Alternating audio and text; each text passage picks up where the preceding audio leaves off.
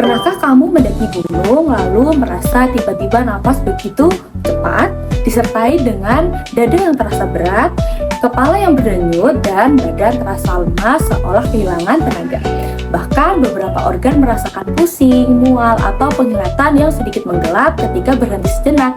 Gejala-gejala itu sebenarnya adalah tanda awal hipoksia, atau yaitu kondisi ketika tubuh tidak mendapatkan oksigen yang cukup. Semakin tinggi tempat yang kita capai, semakin rendah tekanan oksigen yang kita dapat. Dan begitu oksigen menurun, tubuh akan langsung bereaksi untuk mempertahankan dirinya.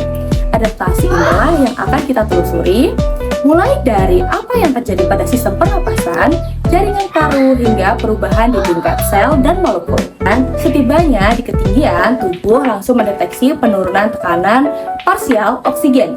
Sensor yang paling cepat bereaksi adalah kemoreseptor perifer di glosum, karotis, dan aorta. Ketika mendeteksi menurunnya oksigen, sensor ini mengirim sinyal ke medula oblongata untuk meningkatkan ventilasi. Inilah sebabnya kita mulai bernafas lebih cepat. Proses yang disebut hiperventilasi, bahkan tanpa kita sadari, pada paru-paru alveoli menerima oksigen yang lebih sedikit, sehingga gradien difusi menuju darah menurun dan saturasi oksigen mulai menurun. Untuk mengatasi hal ini, jantung meningkatkan denyut dan mempercepat aliran darah agar oksigen yang terbatas dapat segera diantar ke jaringan.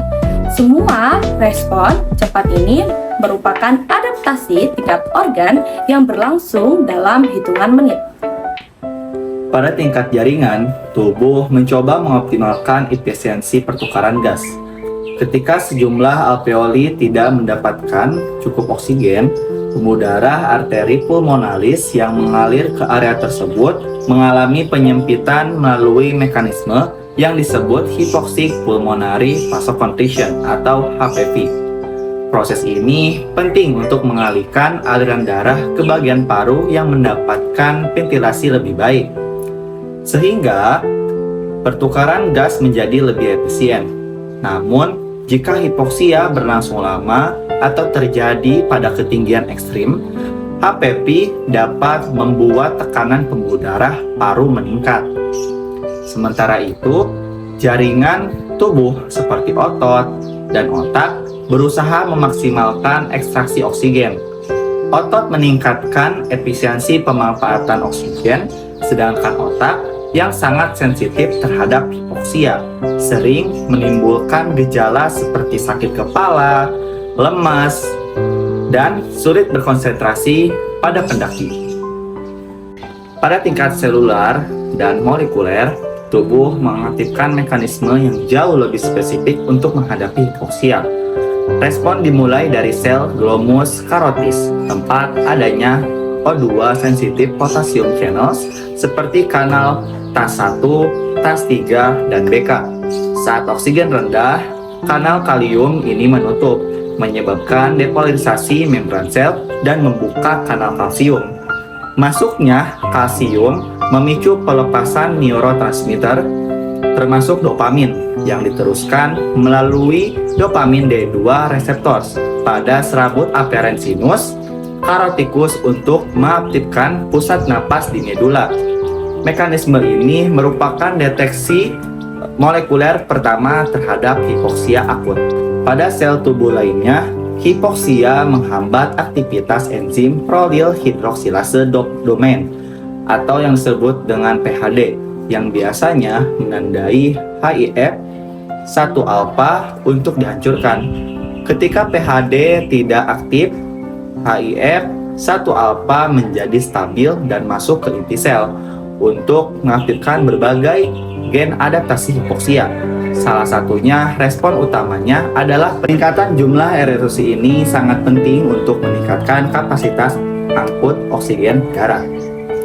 Selain itu, HIF 1-alpha juga bisa meningkatkan produksi VEGF yang akan menstimulasi pembentukan kapiler baru melalui PEGFR2 di sel endotel. Ini merupakan adaptasi jangka panjang yang membantu memperbaiki suplai oksigen ke jaringan. Pada saat yang sama, eritrosit meningkatkan kadar 2,3 BPK molekul yang menurunkan afinitas hemoglobin terhadap oksigen, sehingga oksigen lebih mudah dilepaskan ke jaringan.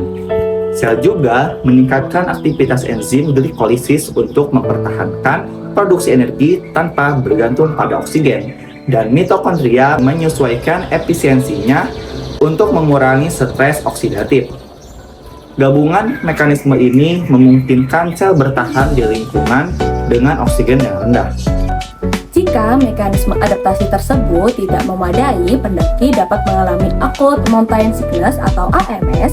AMS terjadi ketika otak tidak mendapatkan oksigen yang cukup meskipun ventilasi telah meningkat. Hipoksia membuat pembuluh darah otak mengalami vasodilatasi untuk meningkatkan aliran darah, namun hal ini juga akan meningkatkan tekanan intrakranial. Akibatnya muncul gejala seperti sakit kepala, berdenyut, mual, kelelahan yang ekstrim, dan gangguan tidur. Pada beberapa pendaki, ketidakseimbangan antara peninggian ventilasi dan perubahan sirkulasi otak dapat menyebabkan nafas terengah-engah saat beristirahat, atau bahkan gangguan pola napas saat tidur. AMS adalah tanda bahwa mekanisme kompensasi respirasi tubuh mulai kewalahan menghadapi hipoksia, sehingga penting bagi pendaki untuk berhenti, naik, beristirahat, dan turun dari ketinggian yang lebih rendah. Kondisi berkembang menjadi komplikasi yang lebih parah. Sesak napas saat mendaki gunung bukanlah tanda tubuh tidak kuat, melainkan sinyal bahwa sistem respirasi sedang bekerja keras menyesuaikan diri terhadap lingkungan beroksigen rendah. Dari peningkatan ventilasi, distribusi aliran darah paru, hingga aktivasi kanal ion, sensor oksigen, dan jalur HIF-1-alfa, tubuh melakukan perubahan besar di berbagai level untuk mempertahankan suplai oksigen. Namun, bila adaptasi ini tidak cukup, gangguan seperti acute mountain sickness dapat muncul. Karena itu, naiklah secara bertahap, beri waktu tubuh untuk beradaptasi, dan kenali gejala awal hipoksia. Dengan pemahaman fisiologis yang baik, perjalanan ke dataran tinggi dapat berlangsung lebih aman dan menyenangkan pastinya.